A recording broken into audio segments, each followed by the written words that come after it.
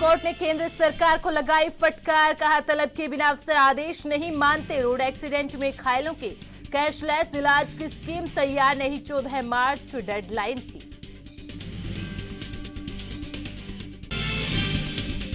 तमिलनाडु आंध्र प्रदेश में 1332 करोड़ का rail project मंजूर, 14 लाख लोगों तक कनेक्टिविटी बढ़ेगी, कैबिनेट बैठक में फैसला। ट्रंप ने 90 दिनों के लिए रेसिप्रोकल टैरिफ रोका, चीन पर बढ़ाकर 125% टैरिफ किया, 5 वजहों से एक हफ्ते में ही पलटा फैसला।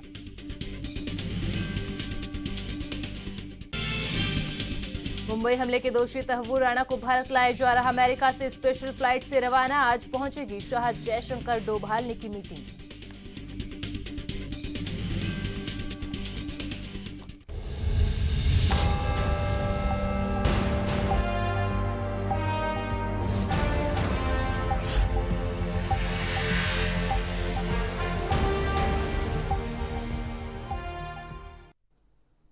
नमस्कार, स्वागत करती हूं आप सभी का एनबी न्यूज पर। आप देख रहे हैं राजधानी लाइव बुलेटिन, आपके साथ मैं हूं अमीशा यादव। रुक करते हैं खबरों की ओर।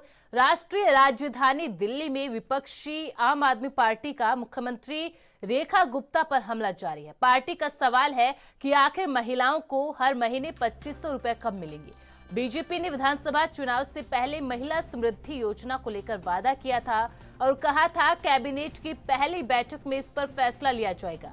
अब इसको लेकर सीएम रेखा गुप्ता ने कहा कि बीजेपी जो वादा करती है उसे 100% ईमानदारी से निभाती है।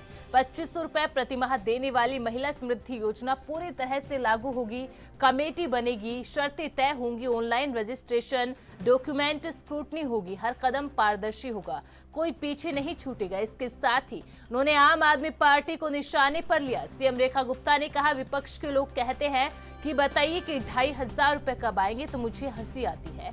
वो लोग जो 3 साल से पंजाब में 1000 रुपए नहीं दे पा रहे, उनकी वहां सरकार है, इतना बड़ा राज्य है, रेवेन्यू की कोई कमी नहीं है, वहां आप 1000 रुपए नहीं दे पाए, पोस्टर दिखाकर कहते हैं कि 2500 रुपए कब आएंगे। सीएम रेखा गुप्ता ने कहा दिल्ली में जब लोकसभा का चुनाव था तब दिल्ली की जनता को आपने कहा कि 1000 रुपए देंगे। आपके 10 साल पहले से सरकार आई थी तब कहा था कि वाईफाई आ जाएगा, आज तक आया क्या? आज हमें बता रहे हैं कि हम वो सरकार है जो मोदी के नेतृत्व में काम करती है, जहां उनके कहने का मतलब ही गारंटी है।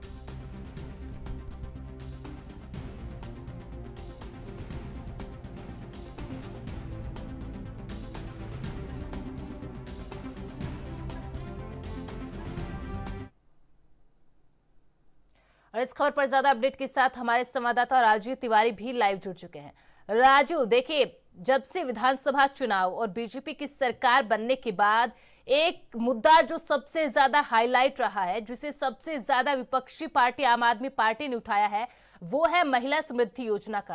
पहली कैबिनेट मीटिंग हुई, उसके बाद भी आम आदमी पार्टी ने इस मुद्दे को उठाया। उसके बाद जब विधानसभा का सत्र शुरू हुआ उसके बाद भी इस मुद्दे को उठाया, और जब कमेटी बनाने की बात की गई, इसके लिए बजट आवंटित किया गया, तब भी सवाल उठाया कि 8 मार्च एक तारीख तय की गई थी, एक डेडलाइन तय की गई थी, लेकिन वो कब की जा चुकी है, लेकिन अब तक खाते जो है वो उसमें कैश ट्रांसफर ही नहीं हुआ है।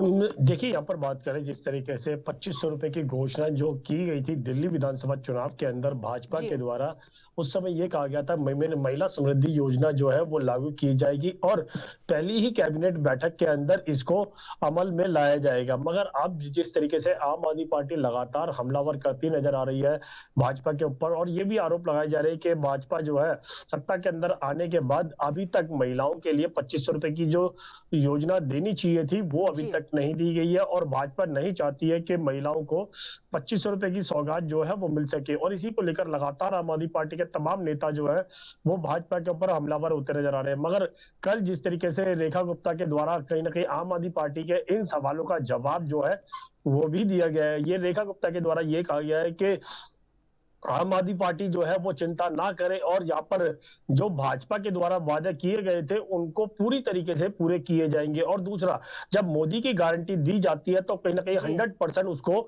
पूरा किया जाता है। मगर यहाँ पर बात करें, रेखा गुप्ता के द्वारा ये भी कहा गया कि जहां पर पंजाब के अंदर आम आदमी पार्टी की सरकार है, यहाँ पर 3 साल गुजर चुके हैं और वहां पर भी रेवेन्यू को कोई कमी नहीं है, फिर भी जो 1,000 रुपए की योजना की घोषणा की गई थी आम आदमी पार्टी के द्वारा, उसको अभी तक क्यों नहीं दिया गया है? क्योंकि पंजाब के अंदर सरकार आम आदमी पार्टी की है और यहाँ तक कि ये भी कहा गया कि जब रेवेन्यू की कमी नहीं है तो महिलाओं के लिए 1,000 रुपए की योजना थी, वो क्यों नहीं अमल की जा रही है? और दिल्ली के अंदर चिंता कर रहे हैं कि 2,500 रुपए की सौगात कब मिलेगी। मगर यहाँ पर रेखा गुप्ता के द्वारा यह स्पष्ट जरूर कर दिया गया कि पहली कैबिनेट बैठक के अंदर कमेटी बनाई गई है और उसके बाद में अब पूरी तरीके से कोशिश कोशिश जो है वो की जा रही है। दूसरा, यहाँ पर यह भी कहा गया है कि कमेटी के आधार पर ही स्पष्ट हो पाएगा कितनी महिलाओं को योजना का लाभ मिलेगा, किस तरीके से उनके डॉक्यूमेंट जमा होंगे, किस तरीके से उनके ऑनलाइन रजिस्ट्रेशन होगी और किस तरीके से उनके डॉक्यूमेंट्स को चेक किया जाएगा और यह भी गौर किया जाएगा कि किसी को भी इसके अंदर छोड़ा ना जाए। मगर यहाँ पर बात करें 2,500 रुपए की योजना को लेकर, अब कहीं ना कहीं भाजपा जिस तरीके से कोशिश कर रही है, वो कोशिश कब तक पूरी हो पाएगी, यह महिलाएं भी जानना चाहती हैं। जी राजू, बिल्कुल। लेकिन देखिए, लगातार जिस तरीके से मुख्यमंत्री रेखा गुप्ता ने बजट का आवंटन किया और साथ ही कमेटी का यहाँ पर गठन किया कि वो कमेटी बताएगी कि आखिरकार कौन सी वो महिलाएं हैं जो इस योजना के अंतर्गत आएंगी, कैसे इस पूरे जो कैश है उसको ट्रांसफर किया जाएगा, कंडीशंस क्या कुछ रहेंगी, ये तमाम चीजें की गई है। लेकिन वो कमेटी अपनी रिपोर्ट को कब सौंपेगी, कब सारी चीजों को वो एक तरीके से निर्धारित करके कब ये रिपोर्ट जो है मुख्यमंत्री रेखा गुप्ता को सौंप देगी, कब जो है सरकार को सौंप देगी? देखिए, यहाँ पर बात करें, रेखा गुप्ता के द्वारा जब दिल्ली विधानसभा का बजट पेश किया गया था, तब भी कहीं ना कहीं महिला समृद्धि योजना के लिए पैसों का आवंटन जो है वो रखा गया था कि कितने इतने पैसे जो है वो महिलाओं के लिए इस योजना के तहत दिए जाएंगे। मगर उसके लिए कमेटी भी बनाई गई थी और कमेटी की बात की जाए तो कमेटी कब तक ये रिपोर्ट पेश करेगी कि किन महिलाओं को इस योजना का लाभ जो है वो देना है। दूसरा, यहाँ पर बात करें कैसे महिला दिवस पर जिस तरीके से लगातार महिलाएं जो है इंतजार कर रही थी कि उनको 2,500 रुपए की सौगात जो है मिलेगी, मगर उस समय जिस तरीके से ये कहा गया कि कमेटी बनाई गई है और कमेटी के आधार पर ही तय किया जाएगा किन महिलाओं को इसमें शामिल करना है। मगर अभी तक कमेटी की रिपोर्ट जो है वो पेश नहीं हो पाई है और कब तक ये कमेटी की रिपोर्ट जो है पेश हो पाएगी रेखा गुप्ता के पास, तब तक अभी तक कोई भी ऐसा जवाब जो है या फिर ऐसा कोई भी जानकारी जो है वो नहीं मिल पा रही है। दूसरा, यहाँ पर बात करें, कमेटी कब तय कर पाएगी यहाँ पर जिस तरीके से लगातार महिलाओं को शामिल करना है और किन महिलाओं को शामिल कर रहा है? क्योंकि बात करें यहाँ पर जिस तरीके से जानकारी मिल पा रही है कि जो सरकारी जॉब करने वाली है या फिर महिलाएं जो प्राइवेट जॉब करने वाली है उनको इसमें शामिल नहीं किया जाएगा और 21 साल से जो ऊपर की महिलाएं होंगी और 60 साल से जो नीचे की महिलाएं होंगी उनको ही इसमें शामिल किया जाएगा। और यहाँ पर बात करें जिस तरीके से जो जो जो महिलाएं टैक्स पेयर होंगी उनको भी इसमें शामिल नहीं किया जाएगा। इस तरीके की तमाम जानकारी जो है वो मिलती हुई नजर आ रही थी। मगर यहाँ पर कमेटी की बात की जाए तो कमेटी अभी तक ये स्पष्ट नहीं कर पा रही है कि किन महिलाओं को इसमें शामिल किया जाएगा। क्या बीपीएल महिलाओं जिनके पास बीपीएल राशन कार्ड होंगे उनको इसमें शामिल किया जाएगा या फिर दिल्ली की नागरिकता होगी, उनके पास आधार कार्ड होगा, डॉक्यूमेंट्स होंगे, क्या उनको शामिल किया जाएगा? ऐसे बहुत सारे सवाल है जिसको लेकर महिलाएं जो है, खासतौर पर दिल्ली की महिलाएं जो है वो जानना चाहती है कि दिल्ली सरकार के द्वारा जिस तरीके से भाजपा के द्वारा घोषणा की गई थी 2,500 रुपए की सौगात के लिए, वो कब मिल पाएगी। और अब रेखा गुप्ता कह रही है कि कमेटी बनाई गई है और कमेटी के बाद ही स्पष्ट हो पाएगा कि किस तरीके से उनको इसमें शामिल किया जाएगा। मगर कमेटी की रिपोर्ट कब तक रेखा गुप्ता के तक पहुंचेगी ये अभी तक किसी को नहीं पता है कि इसमें साल भर लगेंगे या फिर 6 महीने लगेंगे या 3 महीने लगेंगे, ये अभी तक किसी को नहीं पता लग पा रहा है, जिसकी वजह से कहीं ना कहीं आम आदमी पार्टी को मौका मिला हुआ है और आम आदमी पार्टी जो है वो लगातार इस मुद्दे को लेकर भाजपा को घेरती हुई नजर आ रही है। जी बिल्कुल राजू, लेकिन देखिए सवाल ये भी बनता है कि जब आपने विधानसभा चुनाव के प्रचार प्रसार के दौरान ये बात कह दी कि 8 मार्च को पहली जो किस्त होगी वो महिलाओं के खाते में ट्रांसफर कर दी जाएगी, इसका मतलब है कि आपने पूरा प्लान तैयार कर रखा है। आपने अगर मैनिफेस्टो में आप ये कहते हैं महिलाओं को जो पहली राशि है वो सरकार की पहली कैबिनेट को इसको मंजूरी मिलेगी और जल्द से जल्द कर दी जाएगी, लेकिन इतना टाइम लिया जा रहा है। और दो चीजें, पहली चीज होता है किसी योजना को लागू करना और दूसरी चीज होता है उसको कंटिन्यूटी के अंदर चलाना। जब बाकी राज्यों का जिक्र करते हैं, महाराष्ट्र का जिक्र करें, मध्य प्रदेश का जिक्र करें, छत्तीसगढ़ का, झारखंड का, जहां पर इसी तरीके की सिमिलर योजनाएं वहां पर चालू कर रखी है, लेकिन सरकार पर कितना ज्यादा कर्ज बढ़ता जा रहा है, सरकार पर कितना दबाव इस योजना की वजह से बन रहा है, वहां की सरकारें अब इस पर रीथिंक कर रही है, बार बार सोच रही है कि इन योजनाओं को आगे इसी तरीके से कंटिन्यू किया जाए या फिर इसमें कुछ कटौती की जाए या फिर इन योजनाओं को रोक दिया जाए। देखिए, यहाँ पर एक चीज समझनी होगी। यहाँ पर जिस तरीके से जब भाजपा जब दिल्ली विधानसभा का चुनाव लड़ रही थी, तब कहीं ना कहीं बड़ी घोषणा की गई थी कि महिलाओं के लिए 2500 रुपए की सौगात जो है वो दी जाएगी, और पहली ही कैबिनेट बैठक के अंदर इसको पास किया जाएगा। और दूसरा, यहाँ पर महिला दिवस पर पहली किस्त जो है वो देने की बात की गई थी। भाजपा जब सत्ता के अंदर आई, चुनाव जीतकर, तब कहीं ना कहीं कमेटी का इंतजार किया जाता कि कमेटी कब आएगी, और कमेटी की जब बैठक हुई तब भी कहीं ना कहीं ये इंतजार किया जा रहा था, खासतौर पर महिलाओं के द्वारा, कि पहली कैबिनेट बैठक के अंदर जिस तरीके से अमल में लाने की बात की गई थी 2500 रुपए की सौगात के लिए, और यहाँ तक कि अब कहते हैं दिल्ली बजट भी पेश हो चुका है, तब भी उसके अंदर कहीं ना कहीं नियम बनाए गए हैं। ये कहा गया है कि फंड जो है वो पास किया गया है, और यहाँ तक कि बजट जो है वो आगे भी जनता तक रखा जाएगा। 2500 रुपए की सौगात जो है पूरी तरीके से देने की बात की गई, मगर महिला दिवस भी निकल चुका है, कैबिनेट की पहली बैठक भी निकल चुकी है, मगर अभी तक पहली किस्त जो है वो जारी नहीं हुई है। तो इसी को लेकर लगातार महिलाएं जो है वो सवाल पूछती नजर आ रही है, और इस सवालों का जवाब जो है वो रेखा गुप्ता के द्वारा अभी तक नहीं दिया जा रहा। ये कहा जा रहा है कि कमेटी बनाई गई है, कमेटी के आधार पर ही चयन किया जाएगा कि किसको इस योजना के अंदर शामिल करना है। मगर यहाँ पर बात करें विपक्ष की, तो विपक्ष भी लगातार हमलावर होती नजर आ रही है। खुद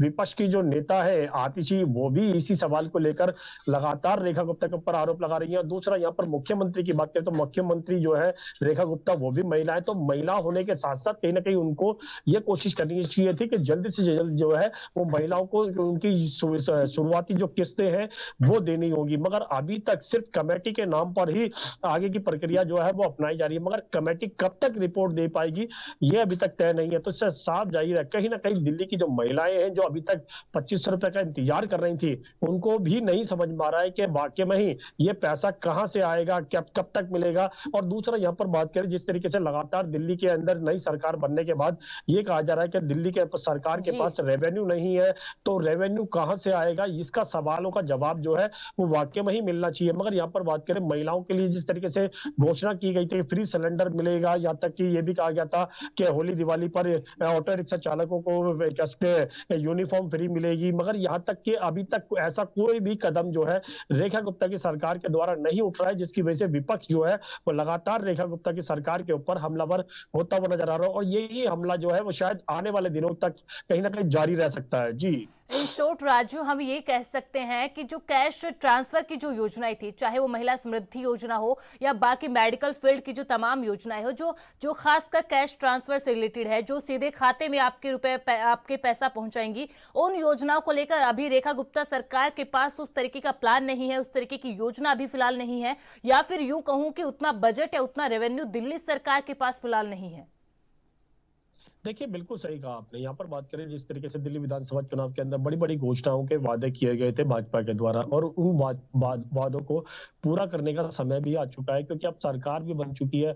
मगर यहाँ पर बात करें महाराष्ट्र की और राज्यों की बात करें, जहाँ पर भाजपा अपनी तरफ से महिलाओं के लिए जो घोषणा की गई थी 1000 रुपए की, या फिर 1100 रुपए की, या फिर और कहे तो उस तरीके की योजना जो है वो दिल्ली के अंदर भी लागू होनी चाहिए थी। बार बार ये कहा जाता था कि मोदी की गारंटी है तो उनको वो पूरा करेंगे, मगर अभी तक जो दिल्ली के लिए जो गारंटी दी गई थी वो पूरी होती नजर नहीं आ रही है। दूसरा सबसे बड़ा सवाल खड़ा होता है यहाँ पर कि दिल्ली सरकार के पास क्या वाकई में ही इतना रेवेन्यू है जिसके लिए बड़ी बड़ी घोषणाएं जो है की गई थी। अगर रेवेन्यू नहीं है तो फिर जो दिल्ली बजट के अंदर जो पेश किया गया था, जिस तरीके से कहा गया था महिलाओं के लिए 25 रुपए की सौगात दी जाएगी, और जो तमाम योजनाओं की बात करें, होली दिवाली फ्री रसोई गैस सिलेंडर की बात करें, होली दिवाली जो कहते हैं ऑटो रिक्शा चालकों को फ्री यूनिफॉर्म के पैसे देने की बात करें, तो उस तरीके की तमाम योजनाएं जो है वो अभी भी रुकती नजर आ रही है। और दिल्ली सरकार यानी कि रेखा गुप्ता की सरकार के पास वाकई में ही कोई ऐसा मापदंड बनाया गया है जिसके तहत उनको ये योजनाएं जो है कब से लागू करेंगी, इसका अभी तक कोई भी जानकारी जो है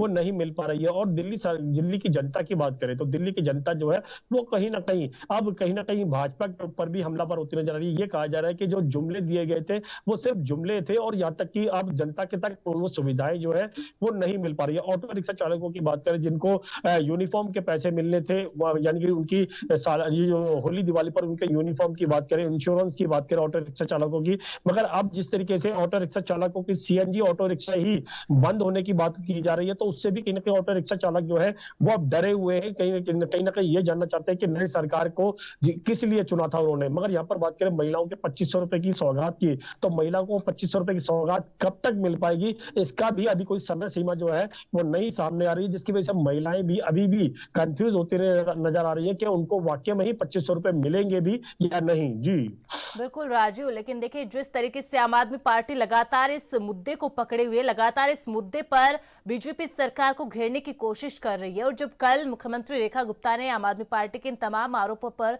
इन तमाम बयानबाजियों पर जो पलटवार किया, तो मुख्यमंत्री रेखा गुप्ता ने कहा था कि हम चाहते हैं कि जो ये योजना है बिल्कुल ट्रांसपेरेंट हो, जो पात्र महिलाएं हैं वो छूट ना जाए, और जो तमाम कंडीशंस है कि किस तरीके से पूरा प्रोसेस रहेगा, रजिस्ट्रेशन किस तरीके से रहेगा, उन सारी चीजों को लेकर अभी सारी चीजें प्रोसेस के अंदर है, थोड़ा सा टाइम लगेगा। हालांकि उन्होंने ये भी कहा कि जितनी भी कमिटमेंट्स हमारी थी, जितने भी मैनिफेस्टो के अंदर हमने जो तमाम योजनाएं लाई थी, उनको हम लागू करेंगे, धीरे धीरे लागू करेंगे, क्योंकि प्रधानमंत्री मोदी की गारंटी है। लेकिन क्या बीजेपी सरकार, रेखा गुप्ता सरकार, जो एक लंबे अंतराल के बाद दिल्ली की सत्ता पर वापसी की है, वो इतना बड़ा रिस्क लेगी कि इस मुद्दे को उतना ज्यादा तूल दिया जाए आम आदमी पार्टी की ओर से?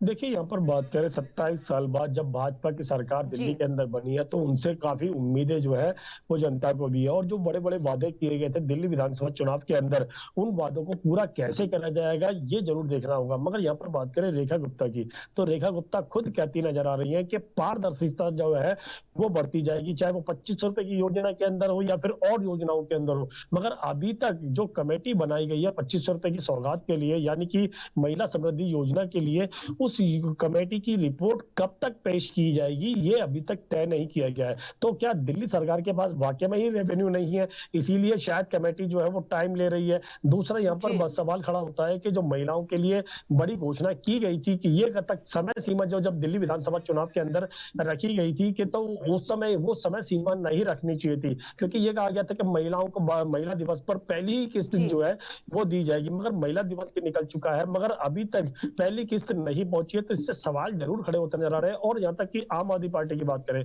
तो आम आदमी पार्टी को वाकई में ही कहीं ना कहीं मुद्दे मिल चुके हैं, इन मुद्दों को वो अपने हाथ से जाना देना नहीं चाहती है, तो इसीलिए कहीं ना कहीं अब भाजपा की नई सरकार को घेरने की पूरी कोशिश की जा रही है। अब सवाल भी खड़ा होता है कि रेखा गुप्ता की सरकार तो बन चुकी है दिल्ली के अंदर, क्या महिलाओं को 2500 रुपए की कब मिलेंगे, कमेटी की रिपोर्ट कब पेश होगी, और जो पारदर्शिता कमेटी के आधार पर करने की बात की जा रही है, तो वो कब तक हो पाएगी, ये भी समय सीमा जो है वो नहीं बताई जा रही है। इसीलिए कहीं ना कहीं दिल्ली की जो महिलाएं हैं वो कंफ्यूज है कि वाकई में ही उनको 2500 रुपए मिलेंगे भी या नहीं मिलेंगे, या फिर जो लगातार भाजपा कहती है कि भाजपा, आम आदमी पार्टी कहती है कि भाजपा जो है वो सिर्फ जुमलों की सरकार है, पहले भी जुमले दिए गए थे, अब भी कहीं ना कहीं जुमले देने की बात की जा रही है। तो कहीं ना कहीं जनता को भी अब लगता नजर आ रहा है कि वाकई में ही कहीं ना कहीं उनको साथ जो छल हुआ है, इसीलिए कहीं ना कहीं वो जो जुमले दिए गए थे चुनाव के अंदर, शायद वो जुमले ही है, इसीलिए उनको अभी तक कोई भी योजना जो है वो नहीं मिल पा रही है। मगर रेखा गुप्ता की तरफ से ये जरूर कहा गया कि कमेटी बनाई गई है, तो उसमें थोड़ा सा समय जरूर लगेगा,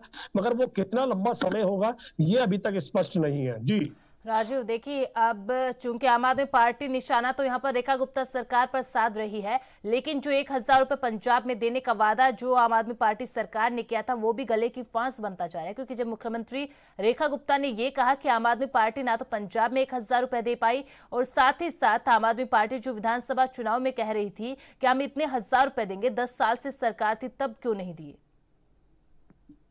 देखिए, यहाँ पर बात करें, भाजपा भी आम आदमी पार्टी के ऊपर हमलावर होती नजर आ रही है, क्योंकि पंजाब के अंदर आम आदमी पार्टी की सरकार जो है वो 3 साल से हो चुकी है, तो 3 साल का लंबा समय हो चुका है, तो उनको भी कहीं ना कहीं जो 1000 रुपए की योजना का जो वादा किया गया था पंजाब के अंदर, तो उनको वो भी लागू करना चाहिए था। मगर उसी मुद्दे को लेकर भाजपा भी और खुद रेखा गुप्ता ने भी आरोप लगाए हैं कि जब पंजाब के अंदर आम आदमी पार्टी की सरकार है, उनके पास पूरा रेवेन्यू भी है, सरकार भी उनकी है, तब वो 1000 रुपए की रकम जो है जो महिलाओं को देने का वादा किया गया था, तो वो अभी तक पूरा क्यों नहीं किया गया? क्योंकि लगातार 2 दोनों ही तरफों से बात करें, हम यहाँ पे आम आदमी पार्टी की बात करें या फिर भाजपा की बात करें, दोनों ही कहीं ना कहीं महिलाओं के लिए जो घोषणाएं की गई थी दोनों ही पार्टियों की तरफ से, वो अभी तक पूरी नहीं होती नजर आ रही है, जिसको लेकर एक दूसरे के ऊपर आरोप जो है वो लगते नजर आ रहे हैं। दिल्ली के ऊपर तो कहीं ना कहीं आम आदमी पार्टी आरोप लगा रही है, वहीं भाजपा भी पंजाब को लेकर भी कहीं ना कहीं आरोप लगा रही है। तो यहाँ पर दोनों ही सरकारों को समझना होगा कि वाकई में जो वादे किए गए थे उनको कैसे पूरा किया जाए, और दूसरा जो जनता के लिए वादे जब किए जाते हैं तो जनता उन पर पूरा भरोसा करती है कि वाकई में ही ये चीज उनको मिलेगी और ये सुविधाएं उन तक उपलब्ध भी होंगी। मगर जब उपलब्ध नहीं होती है तो जनता जो है वो अपने आप को ठगा सा महसूस करती है, और कहीं ना कहीं सवाल जरूर खड़े होते हैं कि वाकई में ही किस लिए उनको सत्ता के अंदर बिठाया गया था। मगर जब सत्ता मिल जाती है तब कहीं ना कहीं जो बड़ी पार्टियां, चाहे वो किसी भी राज्य की हो, चाहे कोई भी पार्टी हो, जब तक चुनाव के अंदर वो दौड़ती रहती है तो तब कहीं ना कहीं बड़े बड़े वादे किए जाते हैं। जब सत्ता मिल जाती है तो वही सरकार जो है वो कहीं ना कहीं उन वादों को कहीं ना कहीं कम करती नजर आती है, दूर करती नजर आती है, ताकि वो सुविधाएं जो है जो वादे किए गए थे वो उन तक ना पहुंच सके। मगर अब जनता जो है वो कहीं ना कहीं जानना चाहती है कि जो वादे किए जाते हैं वाकई में ही वो पूरे भी होते हैं या फिर नहीं होते हैं। मगर यहाँ पर बात करें जिस तरीके से 2500 रुपए का इंतजार जो है वो दिल्ली की महिलाएं बिल्कुल करती नजर आ रही है, वही चीज पंजाब की महिलाएं भी इंतजार कर रही हैं कि उनको 1000 रुपए की सौगात कब मिलेगी, और दिल्ली की महिलाएं जो है वो 2500 रुपए का इंतजार कर रही है कि उनको 2500 रुपए कब मिलेंगे। मगर यहाँ पर दोनों ही सरकारें जो है वो अभी तक ये स्पष्ट नहीं कर पा रही है कि कब से उनको पैसे जो है वो मिल पाएंगे। जी बिल्कुल राजीव, अब इंतजार तो, क्योंकि कमेटी जब रिपोर्ट अपनी सौंपेगी, तमाम प्रोसेस किस तरीके से होगा, ट्रांसपेरेंसी क्या होगी, कौन पात्र महिलाएं रहेंगी, किन किन महिलाओं को इस योजना का लाभ मिलेगा, ये तो जब कमेटी रिपोर्ट देगी तभी पता चलेगा, क्योंकि इसको कैबिनेट से मंजूरी मिल चुकी है, इसके लिए बजट का आवंटन किया जा चुका है। इंतजार है तो सिर्फ कमेटी की रिपोर्ट का। बहुत बहुत शुक्रिया राजीव तमाम जानकारी साझा करने के लिए।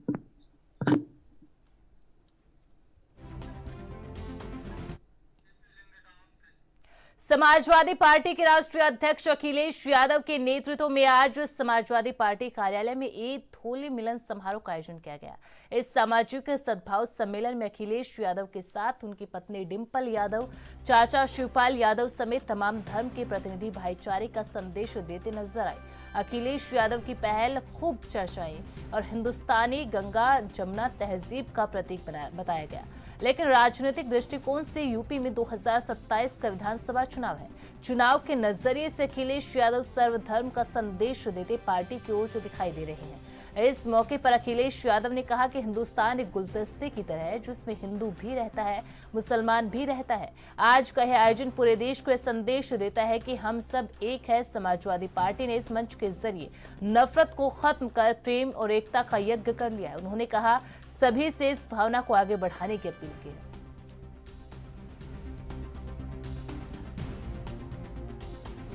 तो समाजवादी पार्टी कार्यालय के अंदर ईद होली मिलन समारोह का आयोजन किया गया था, जिसमें सभी धर्मों के प्रमुख शामिल हुए थे, सभी धर्मों के अनुयायी शामिल हुए थे। इसके अलावा इस दौरान सपा प्रमुख अखिलेश यादव ने कहा कि ये होली ईद मिलन का समारोह एक तरीके से सद्भाव का संदेश देता है, आपसी भाईचारे का संदेश देता है।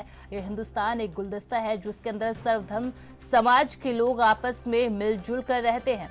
तो एक ईद मिलन समारोह का आयोजन यहाँ पर सपा कार्यालय के अंदर किया गया, जिसमें खुद अखिलेश यादव पहुंचे थे, उनके साथ उनकी पत्नी डिंपल यादव, उनकी चाचा शिवपाल यादव भी इस होली ईद मिलन समारोह के अंदर शिरकत किया। वहीं इस दौरान अखिलेश यादव ने इस कार्यक्रम के जरिए संदेश दिया, भाईचारे का संदेश दिया, सद्भाव का, और साथ ही कहा कि जो मिलन समारोह है ये नफरत नहीं, ये सद्भाव का, भाईचारे का संदेश देता है। प्रेम और तहजीब का ये मंच है। हिंदुस्तान एक गुलदस्ता है जिसमें हर एक धर्म के लोग इसके अंदर भाईचारे के साथ मिलजुल कर आपस में प्रेम के साथ रहते हैं। लेकिन साथ ही साथ 2027 विधानसभा चुनाव को लेकर भी महत्वपूर्ण कार्यक्रम माना जा सकता है, क्योंकि बीजेपी की ओर से आरोप लगाए गए हैं कि ये जो कार्यक्रम किया गया है 2027 के विधानसभा चुनाव के मद्देनजर किया गया है, अपीजमेंट पॉलिटिक्स के तहत किया गया है। तो लगातार 2027 चुनाव की गर्माहट अभी से देखने को मिल रही है। और ज्यादा जानकारी के लिए रुक कर लेते हैं हमारे संवाददाता जितेंद्र चौहान का। जितेंद्र, देखिए, ना तो होली है ना ही ईद है, लेकिन फिर भी सपा कार्यालय में होली ईद मिलन समारोह का आयोजन किया जाता है। होली ईद मिलन समारोह का आयोजन तो किया गया है, लेकिन जो नजरें हैं वो 2027 के विधानसभा चुनाव पर है।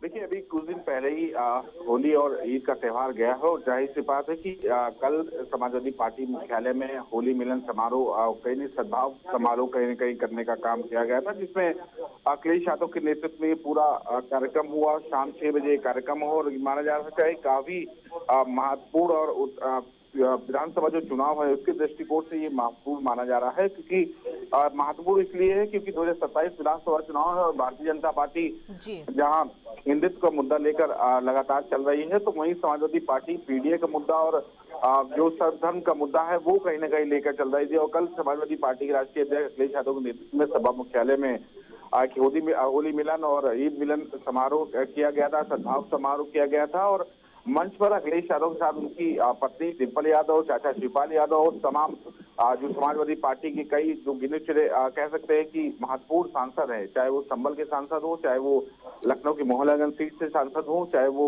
अयोध्या से सांसद अवधेश प्रसाद हो, सभी कहीं न कहीं मंच पे दिखाई दे। उनके साथ एक तस्वीर अलग से दिखाई दी जिसमें सभी मुस्लिम धर्मगुरु, ईसाई धर्मगुरु और सिख धर्मगुरु जो कहीं न कहीं मंच पे नजर आए। और साफ ही कहा सकता है कि एक एकता का संदेश और सद्भावना का संदेश देने के लिए अखिलेश यादव ने इस तरह का कल कार्यक्रम किया गया था, क्योंकि 2027 का चुनाव नजदीक है हमेशा, तो जाहिर सी बात है कि चुनाव को देखते हुए नजरिया काफी महत्वपूर्ण है और सर्वधर्म का एक संदेश लेकर अखिलेश यादव कहीं न कहीं इस कार्यक्रम को करते हैं। और कल उन्होंने कार्यक्रम में कई अहम बातें करने का काम अखिलेश यादव ने कहा कि एक हिंदुस्तान एक गुलदस्ते की तरह है और जिसमें हिंदू भी रहता है, मुसलमान भी रहता है और सभी धर्म रहते हैं।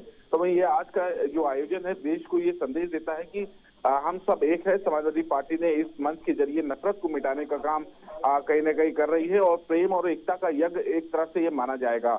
और इसको लेकर कभी भी इस भावना को आगे बढ़ाने के लिए सभी से अपील है कि इस भावना को आगे बढ़ाने का काम करें, जो एकता का संदेश है वो कहीं न कहीं आगे बढ़ाने का काम किया जाए। बिल्कुल जितेंद्र, देखिए वो तमाम बातें अखिलेश यादव ने कल कही जो हमेशा से विपक्षी दल कहते आए हैं, और ये एक तरीके से बीजेपी पर निशाना भी इस मंच के जरिए साधा गया कि इस तरीके से नफरत की बात उन्होंने कही। और जिस तरीके से सारे धर्मों के लोग वहां पर मौजूद थे, चाहे वो सिख धर्म की बात की जाए, जैन धर्म की बात की जाए या फिर मुस्लिम धर्म की बात की जाए, सारे धर्मों के लोग वहां पर मौजूद थे। तो एक तरीके से बीजेपी पर भी इस मंच के जरिए जो है निशाना साधा गया है। देखिए, मंच के सारे जाहिर सी बात है कि विपक्षी पार्टी के तौर पर समाजवादी पार्टी ने सत्ताधारी पार्टी केंद्र की हो चाहे राज्य की हो, वो कहीं ना कहीं निशाना साधने का काम करे है। और जाहिर सी बात है कि जहां भारतीय जनता पार्टी एक हिंदुत्व का मुद्दा लेकर आगे बढ़ रही है और कहीं ना कहीं हिंदुओं को एक संदेश देने का काम किया जा रहा है, तो समाजवादी पार्टी सभी को एकजुट और पीडीए का नारा, ये पिछड़ा दलित अल्पसंख्यक का जो नारा लेकर अखिलेश यादव की पार्टी आगे बढ़ रही है, वो 2027 में कहीं ना कहीं जो वोट बैंक है अपनी ओर आकर्षित करना चाहते हैं। क्योंकि हालांकि माना जाता है कि भारतीय जनता पार्टी को जो अल्पसंख्यक वोट है वो थोड़ा सा कम जरूर मिलता है, लेकिन उसके लेकर समाजवादी पार्टी हो, चाहे कांग्रेस हो, चाहे बहुजन समाज पार्टी हो, वो जो वोट बैंक बचते हैं, चाहे अल्पसंख्यक का हो, दलितों का वोट बैंक हो, चाहे वो पीडीए का जो विपक्ष दलित अल्पसंख्यक है उनका वोट बैंक बटा हुआ है। तो जाहिर सी बात है अपने वोट बैंक को अपनी ओर खींचने के लिए पूरी तरह से कोशिश की जा रही है और इसकी रूपरेखा सभी राजनीतिक दलों ने शुरू कर दी है, चाहे वो भारतीय जनता पार्टी हो या समाजवादी पार्टी उत्तर प्रदेश में विपक्षी पार्टी के तौर पर जो है। जी बिल्कुल जितेंद्र, लेकिन देखिए जब 2027 के विधानसभा चुनाव की बात करते हैं, क्योंकि इससे पहले भी जब ईद थी तो इफ्तार पार्टी का आयोजन किया गया था, होली थी तो उस समय भी कार्यक्रम का आयोजन किया गया था, और जब जैसा कि आपने कांग्रेस पार्टी का भी यहाँ पर जिक्र किया, जब इंडिया ब्लॉक की बात करते हैं, गठबंधन की बात करते हैं, तो क्या कल इस कार्यक्रम में कांग्रेस पार्टी की ओर से कोई प्रतिनिधि या कोई नेता इसमें शामिल हुआ था?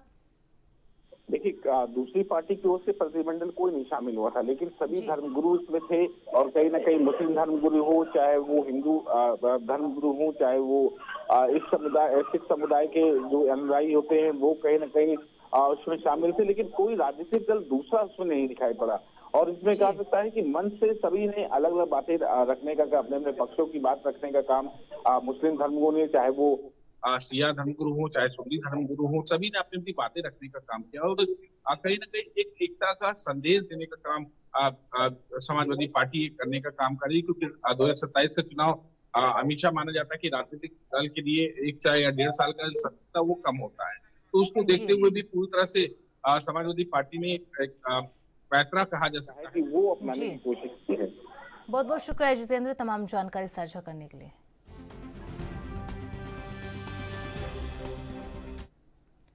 खबरों का सिलसिला यूं ही जारी रहेगा, रुकते हैं एक छोटे से ब्रेक के लिए।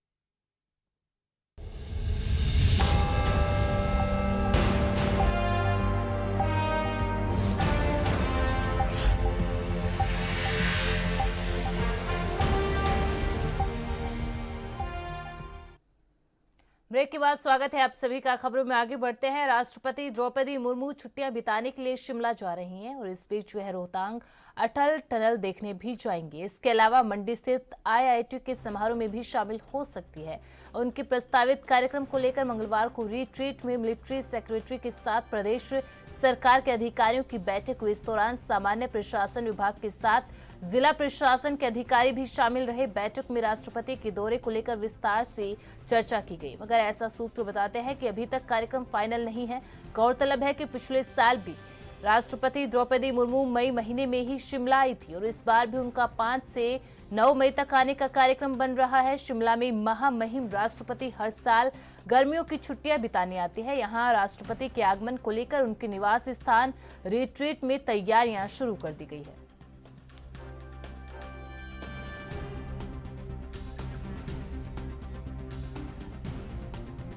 और ज्यादा जानकारी के लिए रुक लेते हैं हमारी ब्यूरो चीफ टीना ठाकुर का। टीना जी, राष्ट्रपति द्रौपदी मुर्मू पिछले साल भी शिमला पहुंची थी छुट्टियां बिताने के लिए। अब फिर से एक बार उनका कार्यक्रम यहां पर बन रहा है, कोई तारीख सामने आई है? कितने से कितने तारीख तक जो है राष्ट्रपति द्रौपदी मुर्मू शिमला के अंदर रहेंगी? कार्यक्रम को लेकर क्या कुछ तैयारियां की जा रही है?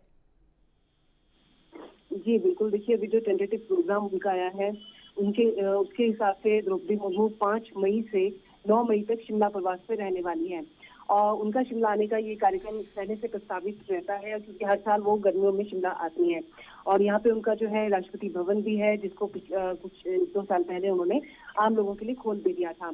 और जो राष्ट्रपति शिमला आएंगी उसको लेकर जो है उच्च स्तरीय बैठक भी आयोजित की गई थी और इस बैठक में दौरे की तैयारियों से लेकर सुरक्षा व्यवस्था को लेकर तमाम चर्चाएं उसमें की गई कि किस तरह से सुरक्षा व्यवस्था रहनी है, किस तरह सड़कों की स्थिति रहनी है और किस तरह से शिमला से लेकर जहां उनका छराबा से उनका जो राष्ट्रपति निवास है वहां तक जो सुरक्षा व्यवस्था है किस तरह से चाक चौबंद रहनी चाहिए।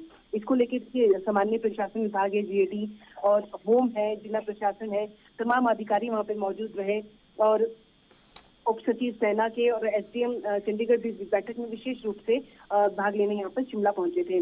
और अभी हालांकि जो राष्ट्रपति भवन है वहां से मिनट टू मिनट कार्यक्रम तो नहीं पहुंचा है, लेकिन ये जरूर है कि 5 से 9 मई का उनका जो कार्यक्रम है वो प्रस्तावित है और इस दौरान ये बताया जा रहा है कि वो IIT कमाद मड्डी के कार्यक्रम में भी वो शामिल होंगी। और राष्ट्रपति जब शिमला आएंगी तो हेलीकॉप्टर उनका कल्याणी हेलीपैड पे उतरेगा, लेकिन अनाडेल और जुब्बलपट्टी को भी उनके लिए रिजर्व रखा जाएगा। तो देखिए अभी तो उनका एक टेंटेटिव कार्यक्रम आया है कि 5 से 9 मई वो आएंगे, उसको लेके एक जो उच्च स्तरीय बैठक है वो IGP तमाम स्तरीय जो अधिकारी हैं उसमें शामिल रहे। और अभी सुरक्षा व्यवस्था को लेके और जो यातायात व्यवस्था रहने वाली है और बाकी जो व्यवस्थाएं रहने वाली है उसको लेकर अभी इस बैठक में चर्चा की गई है। अभी जब उनका मिनट टू मिनट कार्यक्रम आएगा उसके बाद आगामी जो पूरी रूपरेखा है वो जिला प्रशासन और जो पुलिस अधिकारी हैं वो यहाँ पर उसको फाइनल करेंगे। लेकिन फिलहाल जो है अभी जो जिस कार्यक्रम के जो टेंटेटिव डेट्स आई हैं उनकी, उसके हिसाब से ये कार्यक्रम ये स्तरीय बैठक आयोजित की गई थी। और उसके बाद जो है जब उनका मिनट टू मिनट कार्यक्रम है उसके बाद फिलहाल जो है पूरी रूपरेखा उनके कार्यक्रम की सामने आएगी। जी बिल्कुल टीना जी, देखिए 5 से 9 मई जो तारीख आपने बताई है, 5 दिनों का कुल कार्यक्रम ये रहेगा। इन 5 दिनों में राष्ट्रपति द्रौपदी मुर्मू के क्या कुछ कार्यक्रम हर दिन के रहने वाले हैं? और दूसरा, आपने IIT मंडी का जिक्र किया, ऐसा पहली बार होगा अगर राष्ट्रपति वहां पर जाती है तो किसी राष्ट्रपति जो पहली बार IIT मंडी के अंदर शिरकत करने के लिए शामिल होने के लिए गई है? बिल्कुल, देखिए हालांकि जो राष्ट्रपति का मंडी जाने का कार्यक्रम अभी बना है वो बन रहा है, फिलहाल वो फाइनल नहीं किया गया है। और बताया जा रहा है कि प्रदेश सरकार के जो अधिकारी हैं वो बैठक के बाद मिलिट्री सेक्रेटरी राजभवन भी गए थे और वहां पे इस पूरे कार्यक्रम को लेकर उनकी चर्चा हुई है। और संभव है कि IIT मंडी का वो दौरा करें, क्योंकि जब भी राष्ट्रपति महामहिम गर्मियों की छुट्टियों में शिमला आती हैं तो यहाँ पे जो है वो किसी न किसी कॉलेज के, किसी न किसी यूनिवर्सिटी के कार्यक्रम में जरूर शामिल होती हैं। और इसके अलावा यहाँ आने पर अपने जो विशिष्ट नागरिक हैं शिमला के, उनके लिए एट होम का कार्यक्रम भी वो रखती हैं और अपने यहाँ वो राजभवन में जो वहाँ पर वो बुलाती भी हैं। और दीक्षांत समारोह में भी वो किसी न किसी में शामिल रहती हैं। तो इस बार संभव है कि वो IIT मंडी का दौरा करें, लेकिन फिलहाल जो है ये फाइनल नहीं है। जब फाइनल तिथियां आएंगी तभी मालूम पड़ेगा। लेकिन फिलहाल यही कहा जा रहा है कि वो IIT मंडी जा सकती है और किसी और यूनिवर्सिटी का जो दीक्षांत समारोह है उसमें भी वो भाग ले सकती हैं। फिलहाल मिनट टू मिनट जब कार्यक्रम आएगा तब ये पूरी व्यवस्था साफ होगी। लेकिन उनका जो टेंटेटिव कार्यक्रम है उसके हिसाब से पूरी तैयारियां कर ली गई है। यातायात व्यवस्था किस तरह से रहने वाली है, किस तरह से जब उसका अनाडेल या कहीं पर भी जो उनका हेलीकॉप्टर उतरेगा उसको लेके तमाम व्यवस्थाएं कर ली गई हैं। और शिमला से लेके रिट्रीट जो भवन है उनका कुशोबरा में, वहां तक इस तरह की व्यवस्था रहने वाली, कितने जो जवान है पुलिस के वो तैनात रहेंगे, CID के कितने लोग तैनात रहेंगे, वो सारी व्यवस्थाएं अभी कर ली गई है। लेकिन फिलहाल अब इंतजार है उनका मिनट टू मिनट कार्यक्रम का। और जैसे ही वो फाइनल होता है उसके बाद पूरे कार्यक्रम की उनकी पूरी रूपरेखा सामने हो सकती है कि वो मंडी जाए, शिमला दौरे के दौरान वो मंडी जाएंगी कि नहीं। और इसके अलावा जो विश्वविद्यालय के दीक्षांत समारोह है कोई, उसमें वो शामिल रहेंगी या नहीं। फिलहाल यही कह सकते हैं कि उनका जो दौरा है शिमला के लोगों के लिए काफी उत्साहित रहने वाला होता है। और काफी इंतजार शिमला के लोग भी उनका करते हैं, क्योंकि एक तरह से शिमला भी उनका एक घर माना जाता है। तो यहाँ पे जब गर्मियों की छुट्टियां बिताने आती है तो वो मॉल रोड पे भी आती हैं, जाखू मंदिर भी जाती हैं और लोगों से भी वो यहाँ पे जो है बातचीत करती हैं, इस दौरान लोगों से मिलती हैं। तो देखिए शिमला के लोगों को भी एक तरह से इंतजार है कि वो शिमला आएंगी तो उनसे भी वो जरूर मिलेंगे यहाँ पे। जी बहुत बहुत शुक्रिया टीना जी तमाम जानकारी के लिए।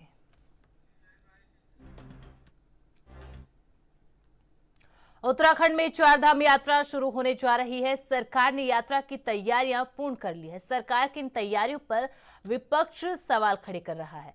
पूर्व मुख्यमंत्री हरीश रावत ने सवाल खड़े करते हुए कहा था कि यात्रा में श्रद्धालुओं के आंकड़े गड़बड़ है। वहीं व्यवस्थाओं पर भी सवाल खड़े करते हुए कहा था चारधाम यात्रा की तैयारियां पूरी नहीं है, सरकार झूठ बोल रही है। रावत के इस बयान पर बीजेपी प्रदेश प्रवक्ता सुरेश जोशी का कहना है कि विपक्ष के पास कोई मुद्दा अब कुछ बचा ही नहीं। जहां देखो वहां विपक्ष के नेता सरकार को बिना मुद्दों के घेरने का काम कर रही है। चारधाम यात्रा में लाखों रजिस्ट्रेशन हो चुके हैं और सरकार की तैयारी पूरी है।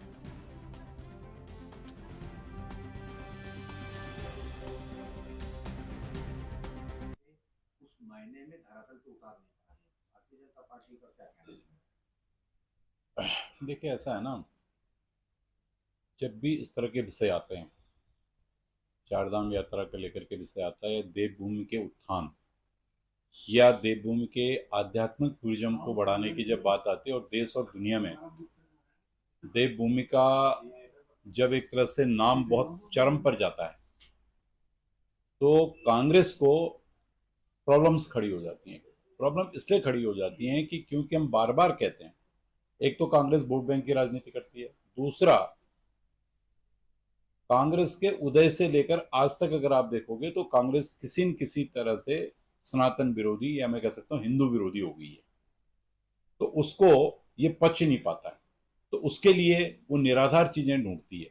कभी उन्होंने कहा साहब आंकड़े गलत हैं, कभी उन्होंने कहा साहब यात्रा गलत है, लेकिन आज के आप डाटा देखेंगे, रिकॉर्ड देखेंगे तो देश के अंदर अगर आपके केंद्र शासित प्रदेश हैं तो 36 प्रदेश भी अगर आपके हैं तो उन डाटाज में आपको 36 के 36 प्रदेशों के लोग बड़ी संख्या के लाखों की संख्या में भगवान केदारनाथ के, भगवान बद्रीनाथ के, गंगोत्री यमुनोत्री के दर्शन करने आ रहे हैं। अब उसी के साथ साथ हम लोगों ने मानसखंड भी प्रारंभ किया है, तो ये कांग्रेस इसको पचा नहीं पा रही है, इसलिए इस तरह से ये मैं कह सकता हूं कि एक अनर्गल बयानबाजी, और ऐसी अनर्गल बयानबाजी से कम इतने सीनियर नेताओं को बचना चाहिए, ये मेरा कहना है। दूसरा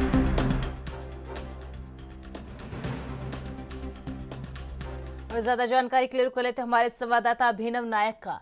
अभिनव, देखिए लगातार सरकार तो चारधाम यात्रा की तैयारियां कर रही है, खुद मुख्यमंत्री धामी तमाम विभागों की यहां पर बैठकें कर रहे हैं, मीटिंग्स ले रहे हैं, तमाम दिशा निर्देश भी दे रहे हैं और तमाम विभाग भी बता रहे हैं कि किस तरीके से डिपार्टमेंट्स ने तैयारी की गई है चारधाम यात्रा को लेकर।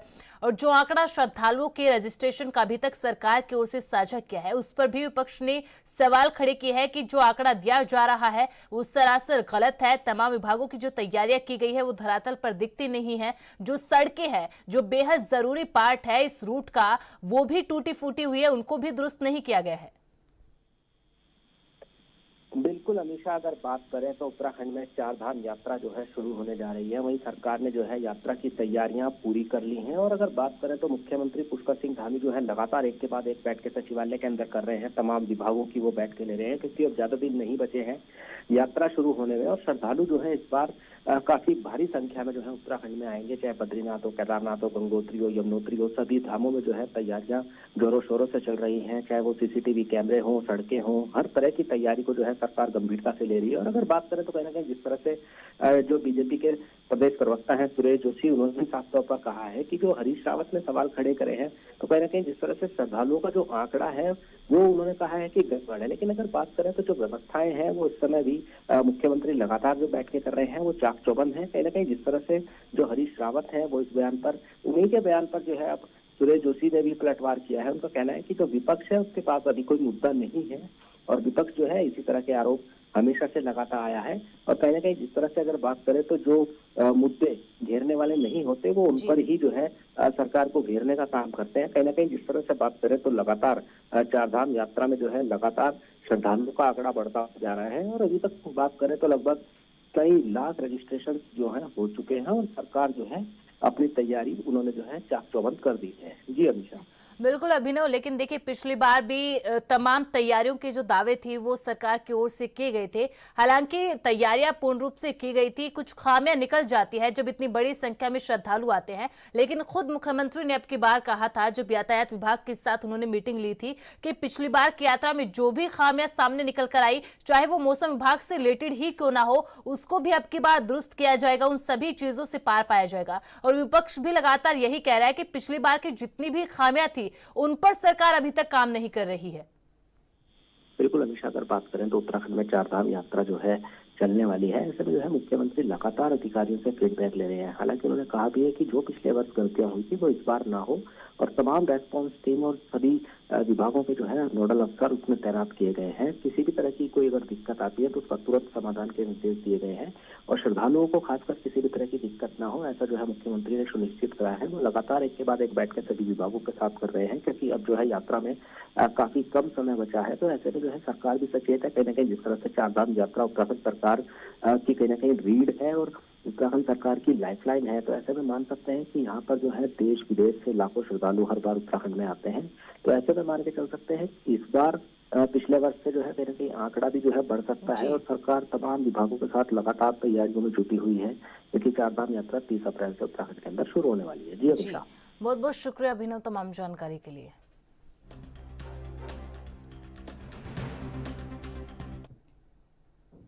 पंजाब इन दिनों भीषण गर्मी की चपेट में है। प्रदेश का अधिकतम तापमान 43.1 डिग्री सेल्सियस तक पहुंच गया, जिसमें बठिंडा सबसे गर्म जिला रहा। बीते 24 घंटों में तापमान में 0.2 डिग्री की बढ़ोतरी दर्ज की गई, जो सामान्य से 5.6 डिग्री अधिक है।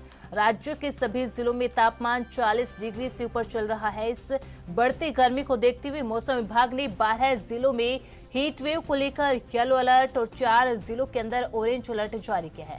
हालात को गंभीर मानते हुए अस्पतालों में विशेष बेड भी रिजर्व किए गए हैं। हालांकि राहत की उम्मीद जताई जा रही है, क्योंकि वेस्टर्न डिस्टर्बेंस सक्रिय हो गया है। ऐसे में आज और कल को राज्य के कुछ हिस्सों में हल्की से मध्यम बारिश की संभावना है, लेकिन तब तक लोगों को गर्मी लू से सतर्क रहने की सलाह दी गई है।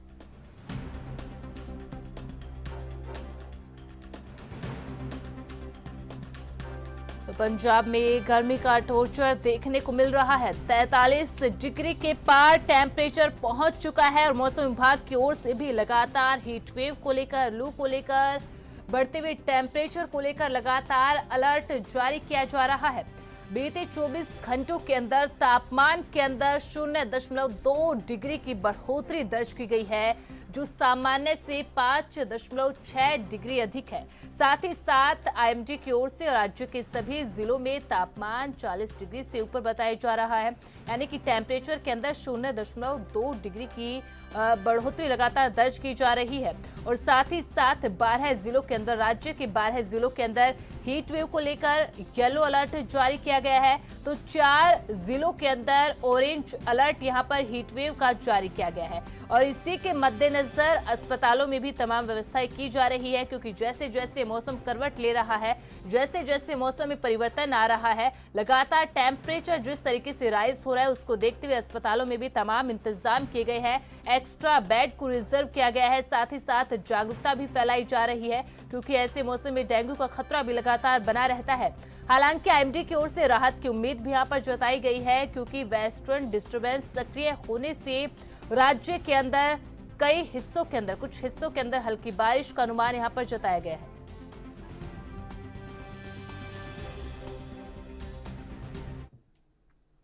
और इस खबर पर ज्यादा अपडेट के साथ हमारे संवाददाता अमित सेठी भी लाइव जुड़ चुके हैं। अमित, सबसे पहले तो आज अगर आज के टेम्परेचर की बात की जाए तो आज का टेम्परेचर कितना है और मौसम विभाग की ओर से क्या कुछ अलर्ट यहां पर जारी किया गया है? बिल्कुल बताना चाहूंगा कि आज के टेम्परेचर की बात की जाए तो आज जो है 40 डिग्री के आसपास जो है टेम्परेचर जो है नोट किया गया है। हालांकि जिस तरह दिन जो है चढ़ता है तो उसके बाद जो है टेम्परेचर में बढ़ोतरी कई जगहों पर पंजाब में जो है देखने को मिल रही है। वहीं मौसम विभाग की तरफ से साफ तौर पे कई जगहों पर जो है येलो और रेड अलर्ट जो है जारी किया गया है। साफ तौर पे कहा गया कि खासकर आने वाले जो 2 दिन है, इस दिन जो है भीषण गर्मी जो है पड़ती हुई दिखाई दे रही है। हालांकि वेस्टर्न डिस्टर्बेंस जो है इसका कारण जो है बिल्कुल माना जा रहा है और पंजाब के अलग अलग जगहों से जो है बिल्कुल तस्वीरें भी सामने आ रही है कि गर्मी जो है बिल्कुल सीमा पर है और दिन के समय जो है काफी ज्यादा जो है हीट वेव जो है देखने को। हमें देखिए, अप्रैल का महीना है और जो टेम्परेचर है 40 डिग्री है। अभी मई के महीने के अभी भी 10 से 20 दिन बचे हुए हैं। ऐसे में टेम्परेचर लगातार राइज होगा। और जब मौसमी बीमारियों की बात करते हैं, चूंकि जब सुबह का टेम्परेचर अलग होता है, दोपहर के अंदर टेम्परेचर राइज हो जाता है, ऐसे में मौसम परिवर्तन होता है तो मौसमी बीमारियों का प्रकोप भी होता है। ऐसे में राज्य के अंदर अस्पताल विभाग की ओर से, प्रशासन, स्वास्थ्य विभाग की ओर से क्या कुछ तैयारियां यहाँ पर की गई है? किस तरीके से अस्पतालों के अंदर इंतजाम किए गए हैं? बिल्कुल, अगर स्वास्थ्य विभाग की बात की जाए तो बिल्कुल वहां पर भी पुख्ता इंतजाम जो है देखने को मिल रहे हैं। मेडिसिन जो है वो देखने को मिल रही है। बेड के जो है बिल्कुल इंतजाम जो है देखने को मिल रहे हैं। कल ही कुछ डॉक्टरों के साथ भी हमारी बातचीत हुई थी, उनका भी साफ तौर पे कहना है कि जिस तरह से गर्मी जो है ज्यादा बढ़ रही है, कई बीमारियां भी जो है सामने जो है आती हैं, जिसका जो है सामना मेडिकल स्टाफ को करना पड़ता है। उसके लिए बिल्कुल तैयार जो है बिल्कुल मेडिकल स्टाफ दिखाई दे रहा है और साथ ही लोगों को भी दिशा निर्देश दिए गए हैं कि अगर कोई जरूरी काम नहीं है तो या तो घर पे ही रहे, अगर बाहर निकलना है तो ज्यादा से ज्यादा पानी, ग्लूकोन डी जो है और इस तरह के जो तरल पेय पदार्थ हैं उनका जो है इस्तेमाल करना चाहिए। तो बिल्कुल साफ तौर पे हम कह सकते हैं कि मेडिकल जो विभाग है उन्होंने भी जो अपना इंतजाम है बिल्कुल पुख्ता किए हुए हैं गर्मी से निपटने।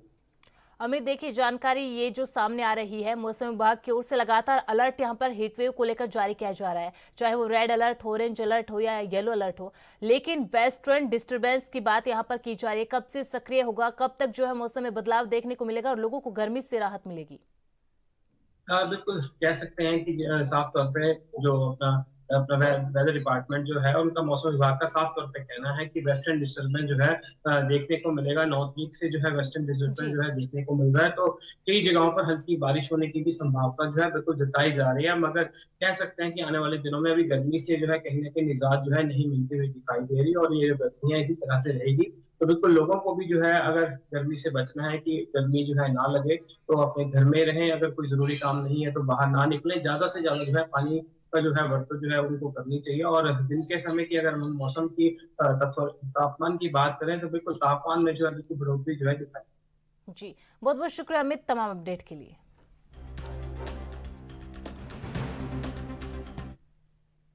मुख्यमंत्री विष्णुदेव साय के मार्गदर्शन में जनता जनार्दन की समस्याओं के निदान, उनसे रूबरू मुलाकात के लिए सुशासन तिहार का प्रदेश व्यापी शुभारंभ 8 अप्रैल से हो गया। 3 फेज के अंदर आयोजित होने वाले है सुशासन तिहार 31 मई तक चलेगा। प्रथम फेज में 8 अप्रैल से 11 अप्रैल तक आम जनता से ग्राम पंचायतों, नगरीय निकायों के कार्यालयों में सीधे आवेदन लिए जा रहे हैं। सुशासन तिहार को लेकर लोगों में आज दूसरे दिन भी जबरदस्त उत्साह देखने को मिल रहा है और लोग अपनी समस्याओं से संबंधित आवेदन लेकर उसे ग्राम पंचायत, नगर पंचायत कार्यालय में लगी समाधान पेटी में जमा कर रहे हैं।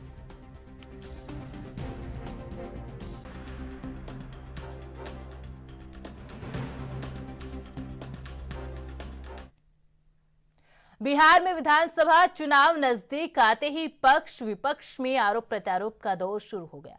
बता दें कि बिहार में नीतीश कुमार ने लालू राबड़ी के जंगल राज के विरोध में अपनी राजनीति की शुरुआत करते हुए 2005 में बिहार की सत्ता संभाली थी।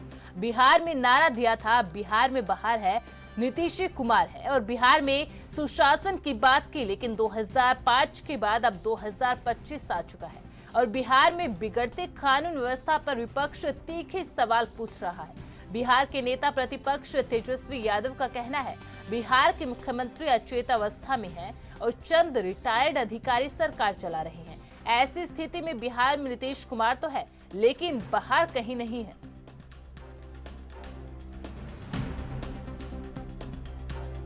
तो बिहार के अंदर लगातार कानून व्यवस्था बिगड़ती हुई नजर आ रही है। लगातार आपराधिक घटनाओं का ग्राफ भी बढ़ता जा रहा है और विपक्ष की ओर से लगातार नीतीश कुमार सरकार को घेरने का काम भी किया जा रहा है। नीतीश कुमार को घेरते हुए नेता प्रतिपक्ष तेजस्वी यादव ने कहा कि मुख्यमंत्री नीतीश कुमार के पास 3 महत्वपूर्ण विभाग है, लेकिन फिर भी बिहार के अंदर ना ही तो सुशासन है, ना ही ठीक से शासन है। लॉ एंड ऑर्डर भी डिसऑर्डर हो चुका है।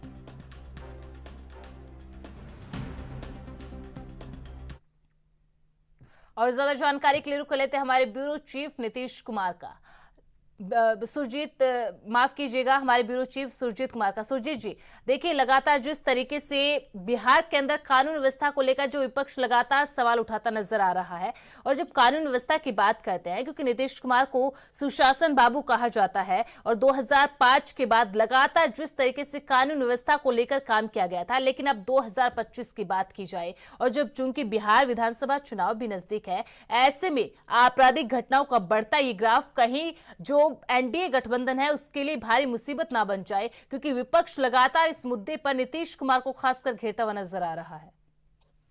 जी अमित साहब, बिल्कुल जिस तरीके से विपक्ष सरकार के कानून व्यवस्था को लेकर हमलावर है, वो निश्चित तौर पे एनडीए के लिए खतरे की घंटी यहाँ पे साबित होने वाली है। पिछले अगर 2005 से बात करें तो 2005 के बाद 2010, 2015 और 2020 जो भी चुनाव लड़े गए हैं उसमें बात की गई है बिहार में नीतीश कुमार के राज में सुशासन का राज है, कानून व्यवस्था का राज है, और नीतीश कुमार ने लालू राबड़ी के जंगल राज से बिहार को बाहर निकाल के और कानून व्यवस्था का राज कायम किया है। ऐसे में बिगड़ती कानून व्यवस्था जो है निश्चित तौर पे नीतीश कुमार की मुश्किलें बढ़ाने वाली है। और जिस तरीके से तेजस्वी यहाँ पे आरोप लगा रहे हैं कि मुख्यमंत्री नीतीश कुमार जो है बाहर हो चुके हैं, रिटायर हो चुके हैं और उनमें उनके वो जो है अचेता अवस्था में आ गए हैं, और यहाँ पे जो चंद रिटायर्ड अधिकारी हैं वो मिलकर सरकार चला रहे हैं और भ्रष्टाचार जो है हावी हो चुका है, और इस कारण से जो है यहाँ पे आपराधिक घटनाओं में वृद्धि हो रही है। और नीतीश कुमार के पास सारे महत्वपूर्ण विभाग है, और ऐसे नीतीश कुमार का स्वस्थ न होना बिहार के लिए बहुत बड़ी खतरे की घंटी है, और बिहार ऐसे हाथों में है जो कि बिल्कुल सुरक्षित नहीं है। सुरजीत जी देखिए, लेकिन लगातार क्योंकि तेजस्वी यादव ने यहाँ पर एक प्रमुख बात ये कही कि नीतीश कुमार के पास जो है 3 महत्वपूर्ण विभाग है, लेकिन उसके बाद बिहार के अंदर आपराधिक घटनाएं लगातार बढ़ती जा रही है। कानून व्यवस्था का कोई भी खौफ जो है बदमाशों के अंदर दिखाई नहीं देता। वहीं अगर प्रशांत किशोर की बात की जाए तो प्रशांत किशोर कह रहे हैं कि जो पूरा पुलिस प्रशासन का जो अमला है वो शराबबंदी कानून को यहाँ पर लागू करने में लगा हुआ है। तो यहाँ पर जब कानून व्यवस्था में बात आएगी तो इस तरीके की चीजें सामने निकल कर आएंगी ही। ने ये बातें कही है कि बिहार का पूरा अमला जो है शराबबंदी में लगा हुआ है। जो निश्चित तौर पे जब से बिहार में अप्रैल 2016 से शराबबंदी लागू हुई है और शराबबंदी के बाद बिहार पुलिस का जो अहम काम जो है शराबबंदी को कंट्रोल करना रह गया और इसी में भ्रष्टाचार यहाँ पे शराबबंदी मामले को अगर देखा जाए तो पुलिस अधिकारियों के मिली भगत शराबबंदी असफल करने की भी कोशिश की जा रही है और शराब को गिरवाया भी जा रहा है। तो ऐसी स्थिति में तमाम जो ऐसे कुछ अधिकारी हैं जो कि केवल शराब से पैसा कैसे कमाया जाए इसमें लगे हुए रहते हैं और कानून व्यवस्था इसी कारण से यहाँ पर चरमराई हुई है। तो प्रशांत किशोर का भी यहाँ दिखाना है और दूसरे सबसे जिस तरीके से अपराधियों का मनोबल यहाँ पर बढ़ा है। पहले तो आम लोग यहाँ पर सुरक्षित नहीं थे, अब अगर बात करें तो यहाँ पे खास लोग भी सुरक्षित नहीं नजर आ रहे हैं। कल जिस तरीके से बिहार के शिक्षा मंत्री सुनील कुमार को लोगों ने दौड़ाया उसको देख करके बिल्कुल अंदाजा लगाया जा सकता है कि बिहार में जो सुरक्षा व्यवस्था है बिल्कुल कहीं न कहीं से भगवान भरोसे हुई। सुरजीत जी देखिए, जब पूरे बिहार की बात करते हैं और खासकर पटना की बात कर लेते हैं क्योंकि पूरी जो सरकार होती है वहां पर बैठता है, पूरा विपक्ष भी वहीं पर बैठता है, और जब पटना की बात करते हैं, राजधानी की बात करते हैं, वहां पर से जब कुछ ऐसी खबरें सामने निकल कर आती है, बात की जाए पिछले 10 दिनों की तो जितनी आपराधिक घटनाएं पटना से सामने आई है उसके बाद सवाल यह है पटना जैसी जो कि राजधानी है बिहार राज्य की, वहां पर अगर इस तरीके से चीजें हैं तो बाकी तमाम जिलों का क्या हाल होगा? जी अमित साहब, बिल्कुल जिस तरीके से अगर हम 7 दिनों या 10 दिनों की बात करें तो पटना में पुलिस चौकी से बहुत कुछ दूरी पे एक बिजनेसमैन परिवार के यहाँ से दिन दहाड़े 10:30 बजे ही 1.5 करोड़ की लूट हो जाती है और पुलिस विभाग को खबर नहीं होती है और उसके बाद पुलिस अंधेरे में लाठी पीटती नजर आती है। तो निश्चित तौर पे यहाँ पे जो है पुलिस महकमे का डर जो है अपराधियों के मन से बिल्कुल निकल चुका है और अपराधी आते हैं आराम से घटनाओं को अंजाम देते हैं, चाहे वो लूट हो, गोलीबारी हो या फिर महिलाओं के खिलाफ अपराध हो। पुलिस का खौफ जो है अपराधियों के मन से निकल चुका है, आराम से अपराध करते हैं और उसके बाद फिर निकल जाते हैं। पुलिस यहाँ घरे बैठी रह जाती है। जी बहुत बहुत शुक्रिया सुरजीत जी तमाम जानकारी के लिए।